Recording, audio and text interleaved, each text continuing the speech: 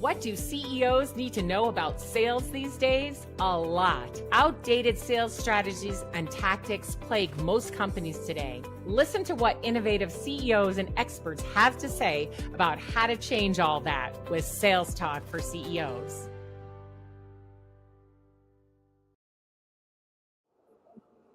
Welcome to Sales Talk for CEOs.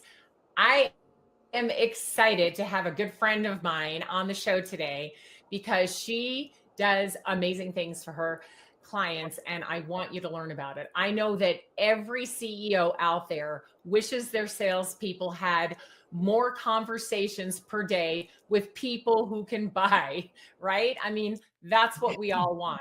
But every company I talk to is stumbling and struggling to get those conversations. They're out there talking about lead generation and doing different kinds of things on social media, sending emails, making cold calls, setting a bank of SDRs out to send emails and cold calls, and doing other things as well, going to trade shows and holding webinars to try to get the right people interested to having a conversation with their salesperson so that we can close more deals. Well, it just isn't that easy, unfortunately. If it was, we'd all be swimming in these conversations, and we're not. So today I have with me my good friend Caryn Kopp from The Door Openers, and she has been opening doors with her company for 26 years, or maybe a little longer, but she certainly is an expert in this. And I'm excited to have you on the show today, Caryn. Welcome. Well, thank you so much. It's wonderful to be here and great to see you again, as always. Yeah, it's good to see you. And I'm so grateful that we're going to talk about this important topic because everybody's wondering, how do we get more leads, right? How do we do lead generation? How do we get our salespeople on the phone with people who can buy? And so hopefully we'll have lots of great tips by the end of the show. But let's just start off. Let's have you introduce your company and tell our audience what you do. Okay, well, it's wonderful to be here. We are Kopp Consulting, Kopp Consulting, and we are best known for the door opener service. And that's where we hire senior level business developers who represent our clients, and we land the executive level prospect meetings for our clients so our clients can close more sales. That's what we do. So you are opening those doors literally and getting the right people on the phone so the salespeople can have those conversations. Now, let's just set the stage a little bit. Of course, as always, I'm talking about a complex business-to-business sale. And we're talking about sales that have pretty good dollar stakes, right? They're not going to be a transactional, sale that's just a couple $1,000. We're talking about deals that are 50,000, 100,000, even up to millions of dollars in lifetime value of a customer. Right. Mm-hmm. That's exactly what we do. People come to us to get in the C-suite or at the executive level, usually when the sale is big. So these are the difficult ones to get. Not that any of them are truly easy, but these are the difficult ones to get. It's very rare that someone will show up on my doorstep with something easy. So we usually need to figure out, what is that right recipe? How do we take this wide world of prospects and make them into a smaller group of prospects who are closer to a buy cycle? That's the first thing that we do for our clients, is figure out what are those filters that helps them shorten the sales cycle when we're assembling the prospect list. Then we can assemble the prospect list for them. We are known for sales messaging, not marketing messaging, which is the value prop and all that other stuff. We are known for, what is it that you can say to someone that will pique their interest, which doesn't happen according to a script. Life does not happen according to a script. So you have to say something that's of interest, and you can't say the same thing more than once. You have to be ready for the objections because they're coming, although sometimes we can remove the objection by changing some of the language up front. It'll get that objection off the table.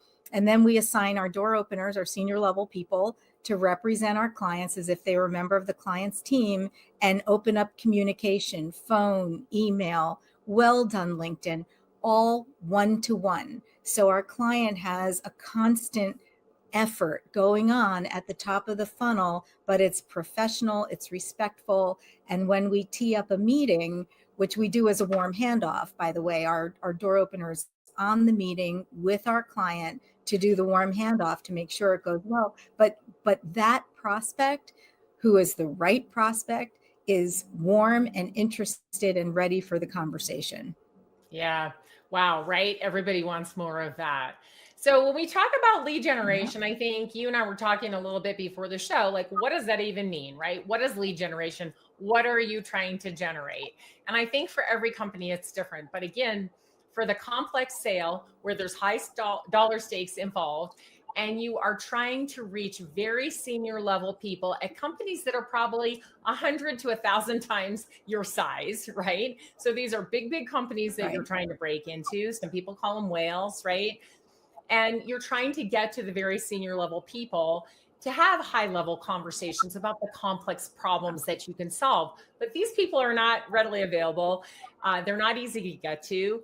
A lot of times you can't get introduced to them because they're not within your network. Because of course, getting an introduction is always great, but we just simply can't.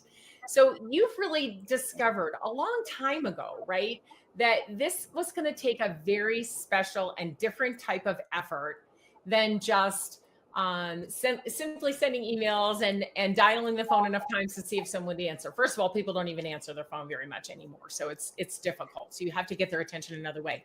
So let's kind of go back to, how do you set this up? You're like with a company, you mentioned a little bit about it. You pick a very specific list. It's got to be these high dollar stakes, kinds of deals that you're going to focus in on. And we call, a lot of people are calling like account-based marketing, account-based engagement, whatever. But you very specifically picked these companies for a reason, that you felt they would be a good fit. And now you're trying to find out if they're ready to buy, if they're at that stage to buy what you're selling. So let's kind of start from the beginning and talk through exactly what the steps are to get to that point where you can get these people on the phone, Caryn. Yeah. So I call it the 5 planks of door opening success. All 5 of these planks have to be in place and working, and we build this for our clients. There are a lot of blind spots in each one of these planks. The planks themselves are somewhat obvious, but it's the blind spots, which is what really trips people up. You talked about lead gen a few minutes ago, and I'm going to start there for a second. I'm going to move right into the 5 planks. But when people want to get in the door with the prospects, a lot of times people will call that lead gen. But lead gen means a lot of different things to a lot of different people. To some people, it's just a bunch of email marketing, which is 1,000 people get the same email. Sometimes it's email marketing and a little social. Sometimes it's email marketing, a little social, and a low-level SDR, somebody who may be a year or 2 out of college making these calls, which is really, as we said, not much of a match for an executive level prospect. And sometimes it's what we do. And what we do is we identify who needs to know our client. Everybody talks about, it's all about who you know. Well, not always. I think it's more about who needs to know you. And that person who needs to know you should feel urgency around having this meeting. They should willingly want to pay what you want to charge for your services or products, because not everybody out there is going to buy on value. Some people will only buy on price. They are wired that way.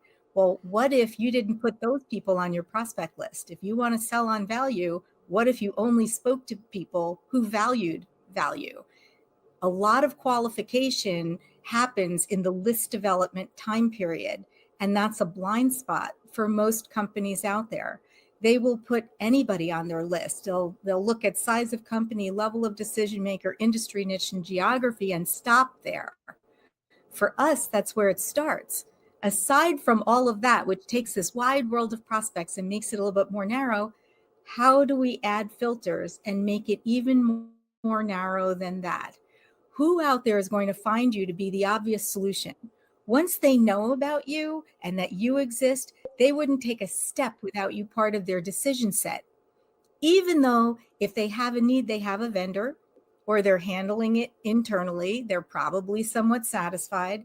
They probably also know 3 other people who do what you do, and one of them might even be your cousin Vinny. So why should they meet you anyway? That's the job of sales messaging. So what do you say to these people that has them think, oh, I can't believe I didn't meet you 6 months ago. Where do we meet? When can we meet? I will knock 3 people off my calendar to make room for you. Is your sales messaging that compelling, that strong? Most of the time when clients come to us, they have lots of waste on their prospect list, people who don't deserve their time and attention. And then when it comes to sales messaging, they give us a little bit of a blank stare sometimes because they think that when they define their value proposition, they were finished. But that's marketing. When it comes to sales, the spoken word, the email designed for one person to move that person from one place in his or her thinking to the next. Those 2 pieces have to be in place, and they're often not. When it comes to the objections, do you not just have some answers, do you have the right answers? And so we have different frameworks. I'll give you an example. One of the frameworks is called That's Exactly Why. That's exactly why we should meet. So anytime a prospect says they don't want to meet, they want to put it off, whatever they're saying to not accept that meeting, we say that's exactly why we should meet. You fill in the blank with a zinger sentence that you've thought about ahead of time, not on the fly, but ahead of time. And then that person will say, you're right. I didn't think about it that way. We do need to have this meeting. And then you say, how's Thursday at 10? So there's different frameworks for being able to not just prolong, but to go further in the path of dialogue that most people don't think about. But these things all need to be set up prior to the salesperson, or in our case, the door opener, ever making that call or writing an email. Let me pause you because you said so many great things here. I want to just pull a few of those out for our listeners, because I know every CEO here is going, yeah, I want these kinds of conversations. How am I going to get them? Right. So I think the preparation is absolutely paramount. You cannot do this without a tremendous amount of preparation. One, in list selection, right? It can't be everyone. It has to be those most likely to buy from you, right? And you have to understand those companies really well to understand if they're most likely to buy from you. And it is not about volume. It has to be about quality. So this list is a very high quality list of people who you have done the research on and really know that they can use a solution like yours, even if they've already got a solution or are doing it in-house as their solution. They may have a competitor, either one of those, right? But you've got to know that you've got something compelling enough to get them to have that conversation and be able to help educate them to see why your solution will take them farther, faster, right? It's got to be better, easier, right? It's got to be more cost effective. It's got to be something, right, to compel them. And I truly believe that most companies do not have this kind of messaging and do not know how to speak that language to a prospect to get them to go, oh my gosh, yes, I need to meet with you. And okay, let's say even if they did, then handling those objections like you're talking about is so important as well, and being prepared. You cannot handle those objections if you are not prepared and practiced at it, because the nerves kick in and you don't say the right thing. So these people have to be very well trained. So we prepare, we practice, everybody's ready to go, and then we can start making the calls. So thank you for all of that, because it's so important. And preparing again for these objections, like you're saying, so they can roll right into it. All right, so let's talk about these 5 planks. Yep. So the first one, as we said, is the right target. The second one is the right message. Notice the word right in front of every single one of these planks. That's a really important term when it comes to the 5 planks, that every single one of them has to be right. It's not just about the target, it's the right target. It's not just about the message, but it's the right message. What is going to land for someone? Like, for example, it goes right down to a word. If you change the word, it could change the outcome. We'll give you an example of boutique. There's a lot of companies that like to say they are a boutique, fill in the blank, boutique agency, boutique whatever. But that might be a really compelling word to you, but you don't matter in this equation. The only thing that matters in this equation is the prospect, and how is that word going to land for that person.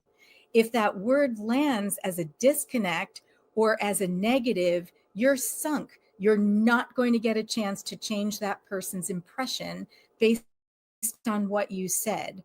So once you figure out your message, you need to take a look at every single word that you're saying, and is it working hard for you?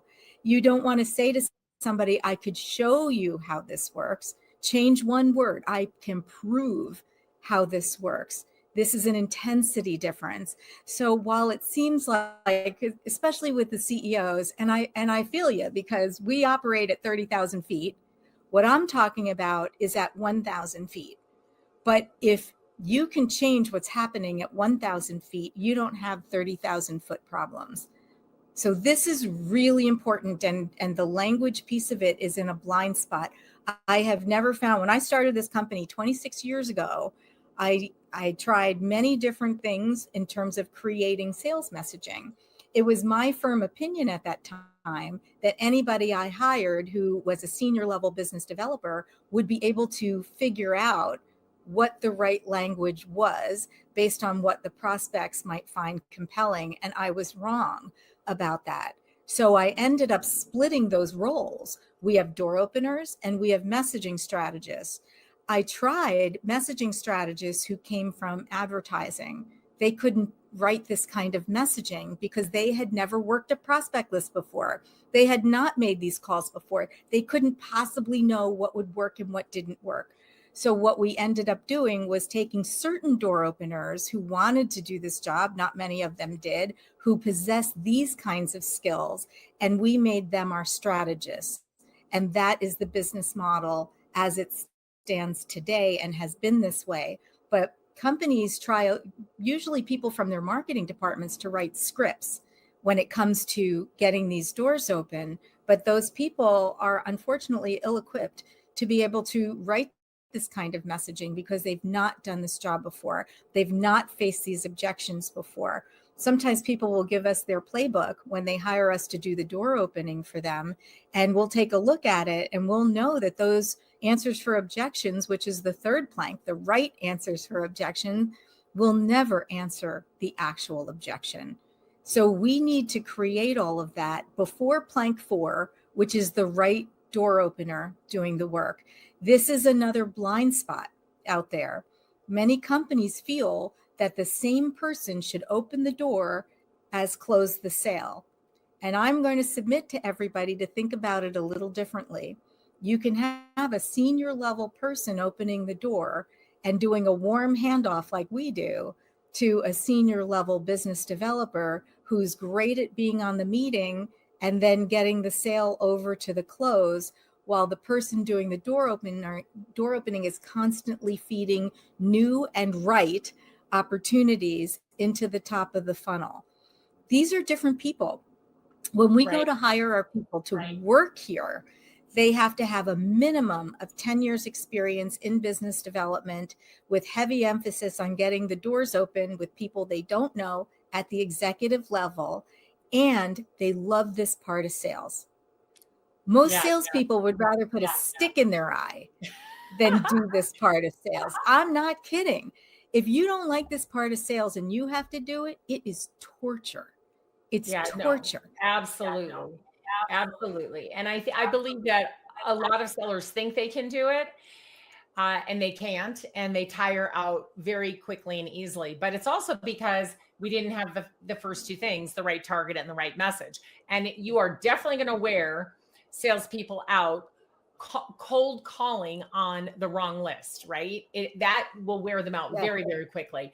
The right list with the right message. Let me make sure. So we've got a couple of the planks. The first one is the right target.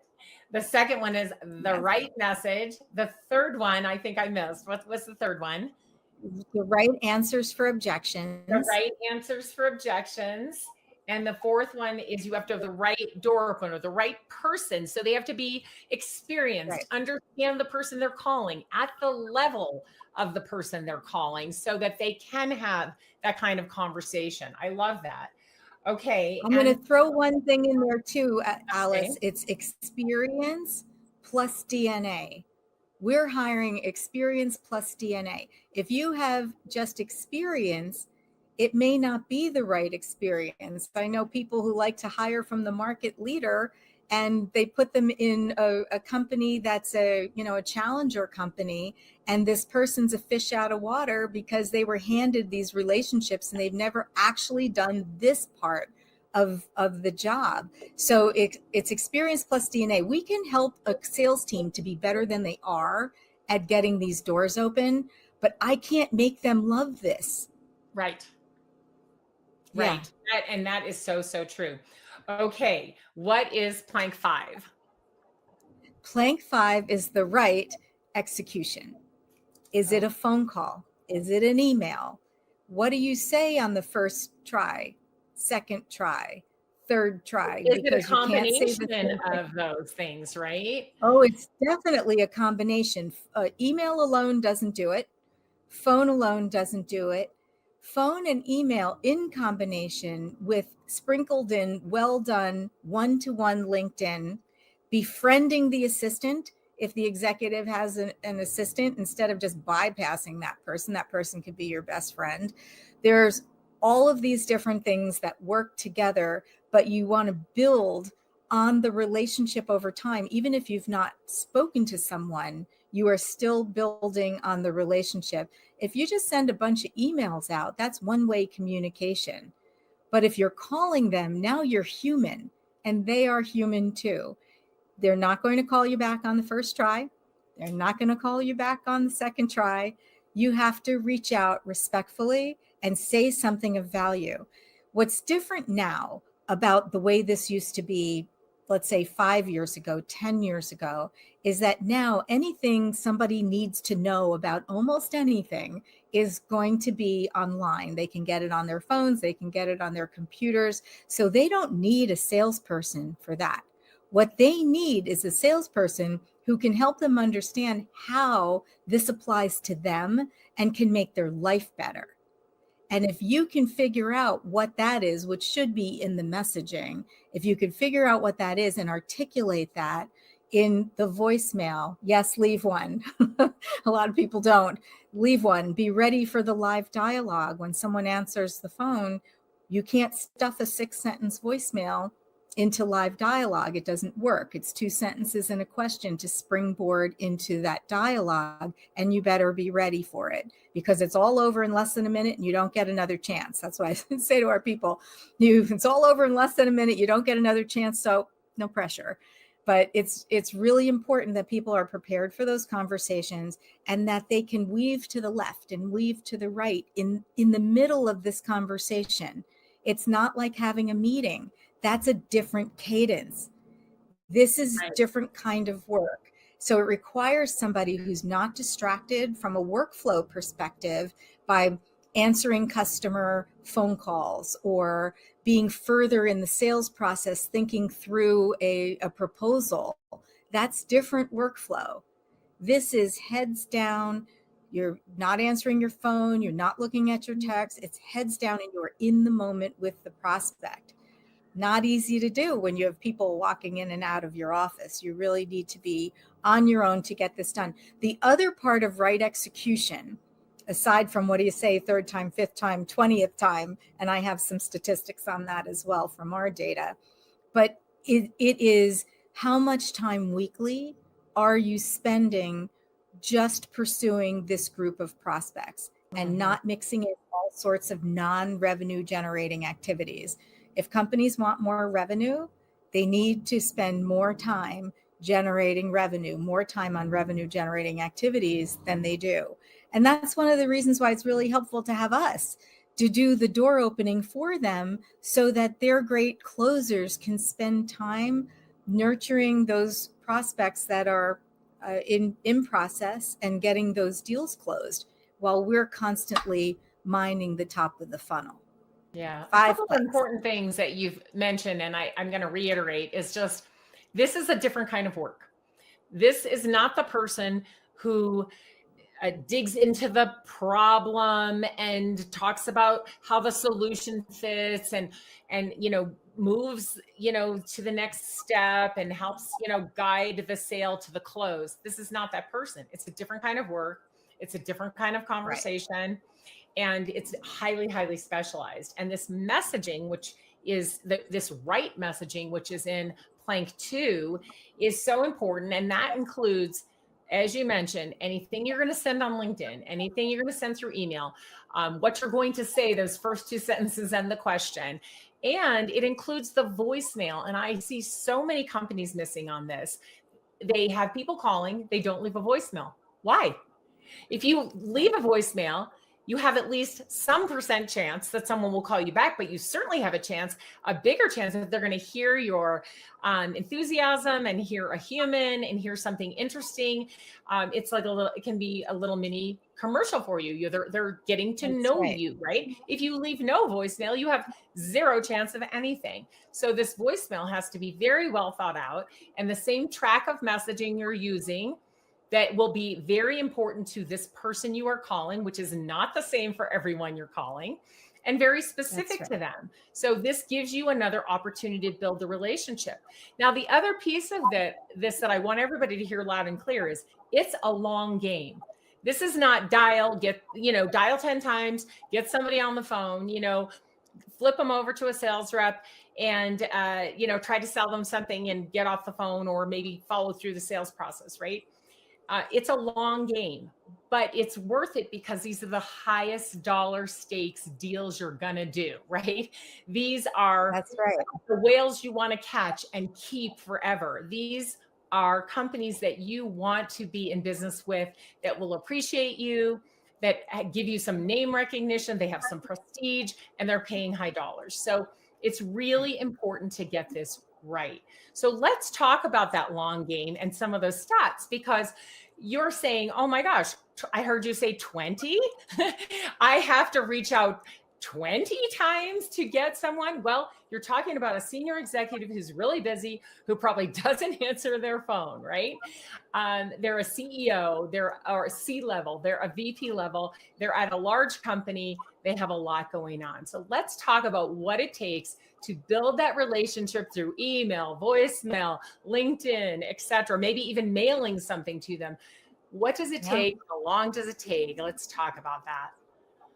Yeah, well, I mean, the better your prospect is, the less time it takes. And not just the prospect list, but also the messaging, the less time it takes. Because if you can pique the interest of this person, not just by saying, here's what we do, but here's why it matters to you, to the individual, it will shorten the amount of time it actually takes to reach them. Like, for example, 10 years ago, 15 years ago, you might be able to say, we can save your company 10%.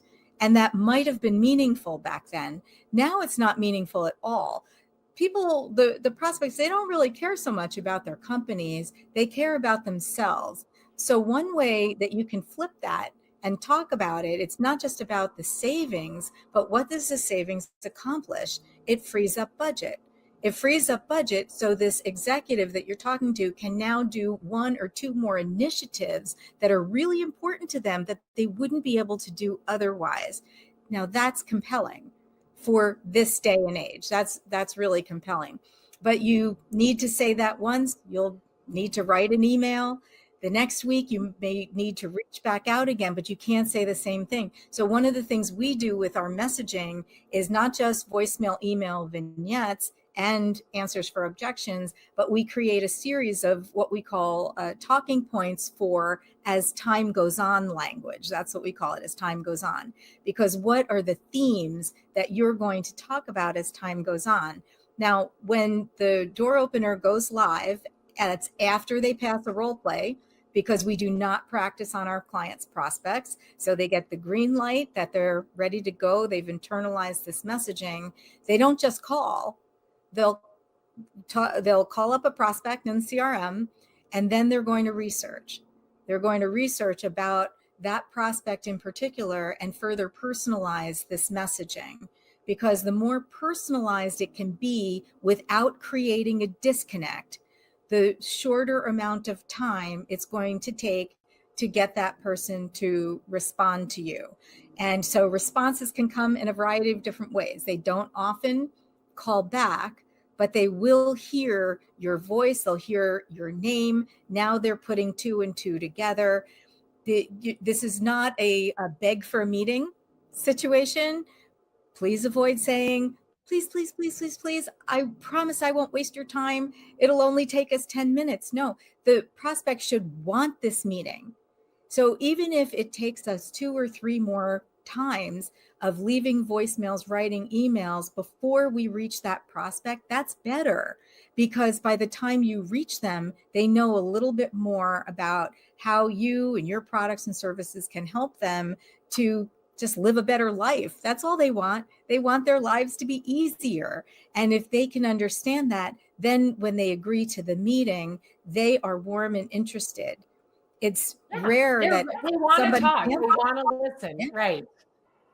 Yes, they show up warm and interested. One of my clients did a testimonial and said the prospects are half sold because they already know what they're going to be talking about. Sometimes people come to us after maybe using a low-level appointment setting firm or having their internal people do it, and they're having a lot of cancellations and no-shows, and we don't have that.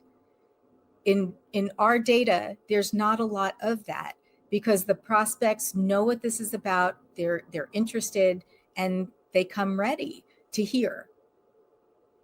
Okay, so on average, when we put this all together, right, on average, where are people, the prospects, saying, yes, I want to talk to you? A couple of emails and a couple of LinkedIns, 3 voicemails and 2 LinkedIns. I mean, what are the stats telling us, like, about how long does it take to warm them up before they go, oh gosh, I should have a conversation with you?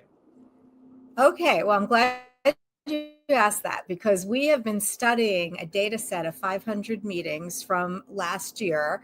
And here's what we know. It takes on average 8 touch points to get a disposition. So some people you will reach sooner than that, and some people it's going to take longer than that. But if you're giving up before you hit 8, I can promise you, you are warming up your prospects for the competitors to come in and eat your lunch.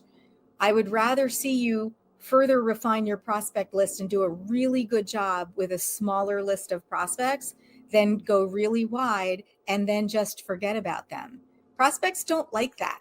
They want to feel that you really care about them, so that you're going to hang in there until they're ready. So on average, it's 8. We've also taken a look at even though we're reaching out by phone, email, well done LinkedIn, talking to the assistants, what is the last touch point before a meeting? And what I found fascinating is that 46% of the time, the last touch point before a meeting was a phone call. So that means for those of your listeners out there who aren't making phone calls, they're not getting a bunch of these meetings that they should be getting because they didn't add phone in. That's a blind spot. And many sellers hide behind email, and they won't use phone too, even though you and I are talking about that as if everybody's using it. Most sellers prefer just to send an email and then think that somebody isn't interested. Not true. Until they tell you they're not interested, it's not that they're not interested. It's that you just haven't interested them enough so that they're going to engage with you. Time to keep trying.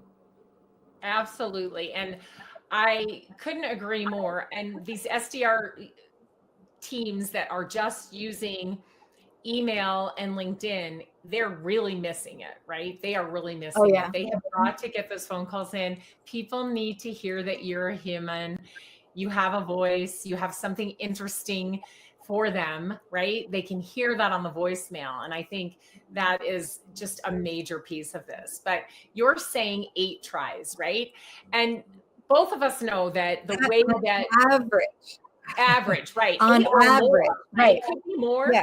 Occasionally Oh, could be yeah, less, right? absolutely. But I'm gonna Mhm. guess that it's usually 6 to 8, and that's not real new news, because this has been tracked in the past, and we've noticed that. But I would say most salespeople attack a list so haphazardly, right? They're not putting the Right. rigor into it. You know, today I'm going to email, tomorrow I'm going to LinkedIn, I'm going to dial 3 times tomorrow, once in the morning, once midday, once in the afternoon.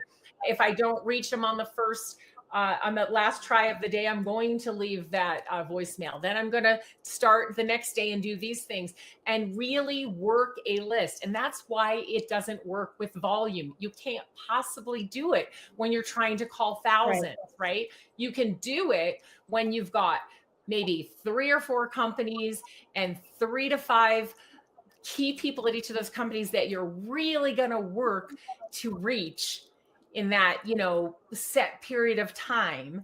And then you can work on another list, but it just doesn't work with volume. And it's being proven over and over again, right? We're having to send thousands of emails and make thousands and hundreds of thousands of calls to reach anyone. And it just isn't proving out. And companies are not getting those conversations their salespeople need. Well, that's right. And so let's talk about that time block, because that's really important. Most salespeople don't block time to make these calls. So that's why part of right execution is the amount of time that you're spending with heads down on this group of prospects. But I'll share with you what we do with our door openers. We separate the list building from the outreach and the list hygiene from the outreach. So by the time that is loaded into our CRM, it's not only been verified that the person who is in the title that we're pursuing is actually still in that role. Because otherwise, could you imagine coming up with this great prospect, and now the door opener is going to be doing research on this human, thinking about how to further personalize the message to really make an impact, only to find out that the phone number doesn't work, or they've moved on, or they died, right? Lists have been created from a long time ago. So all of that is scrubbed by our research department. It doesn't matter that we might be getting our information from one of these list resources either.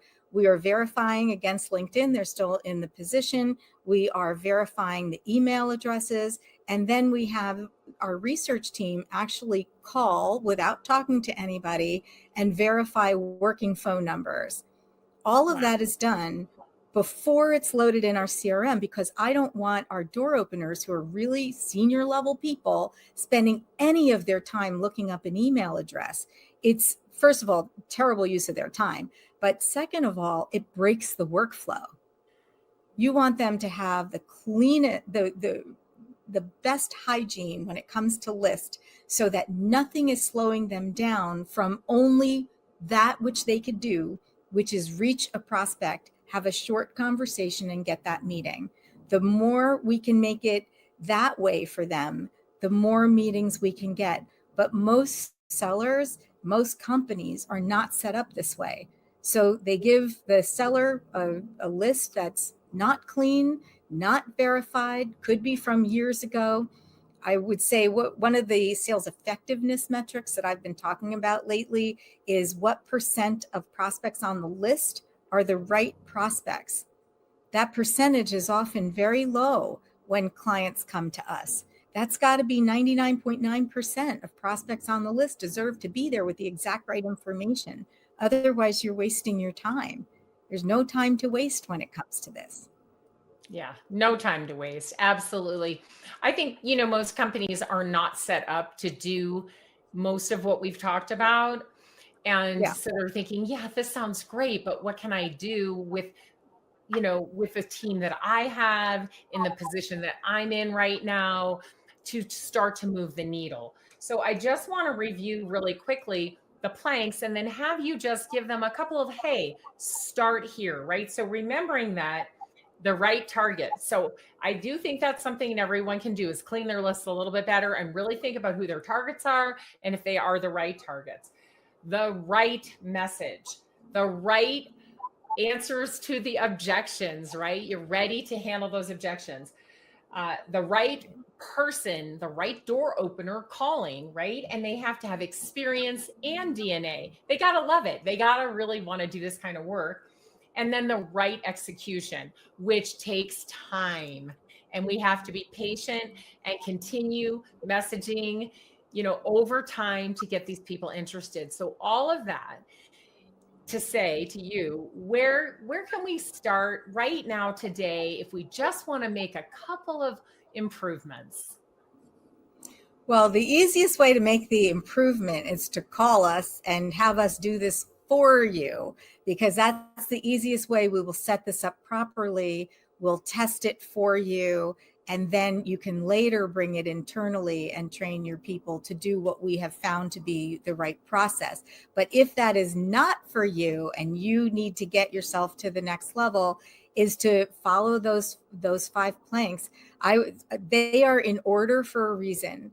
If you can fix the right target, what kinds of prospects do you want more of?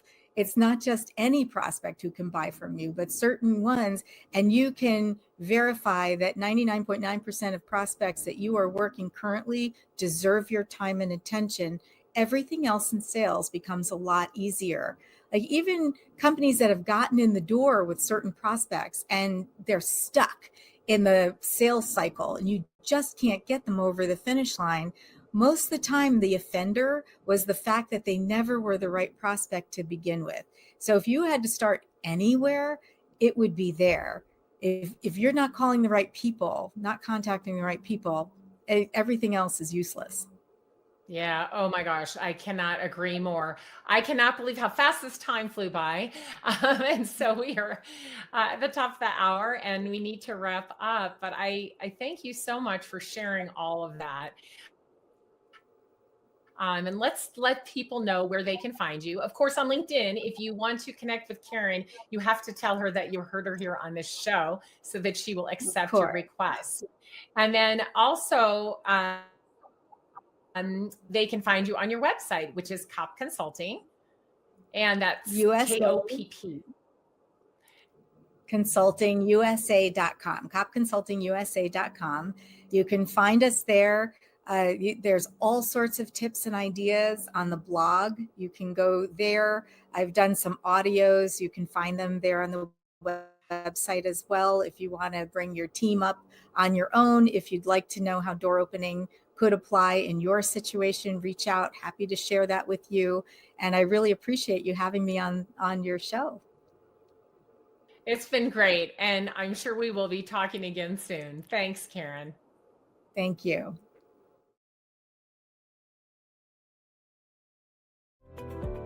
If you enjoyed the show, please like and subscribe, and we'll see you next week.